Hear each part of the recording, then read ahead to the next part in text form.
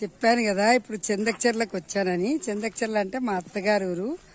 ఇక్కడ ఒకప్పుడు మా మామగారు కర్ణంగా ఉండేవారంట.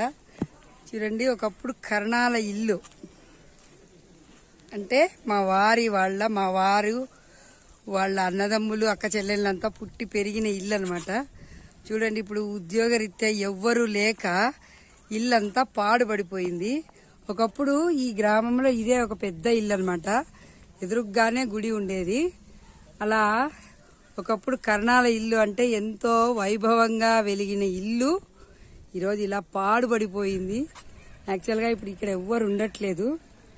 చూడ్డానికి చాలా బాధ అనిపిస్తుంది. ఇక్కడ నేను కూడా చాలాసార్లు ఇక్కడ మా అత్తగారి ఇంట్లో వచ్చి మేమంతా ఫంక్షన్లకు దీనికంతా బాగా కలిసాము కొన్నేళ్ల కిందట.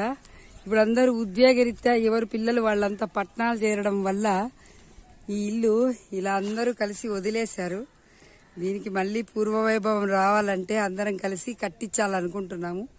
చూడాలి మరి అది ఏమైతుందనేది ఫ్యూచర్లో మాకు తెలియదు. కానీ ప్రజెంట్ అయితే మా అత్తగారి ఊర్లో కర్ణం వాళ్ళ ఇల్లు ఇలా తయారైపోయిందన్నమాట. ఇది మా Chendakacherla story. Thank you for watching. మర్చిపోకుండా మీరైతే చెందకచెర్లకు ఆంజనేయ స్వామి గుడికి మాత్రం ఖచ్చితంగా వచ్చి అందరూ దర్శనం చేసుకొని వెళ్ళండి. చాలా మంది ఎక్కడెక్కడి నుంచో వచ్చి కోరిన కోరికలన్నీ తీర్చుకుని దేవుడిని దర్శనం చేసుకొని వెళ్తుంటారు. ఇక్కడ స్వామి చాలా మహిమగల వాడని అందరు చెప్తుంటారు.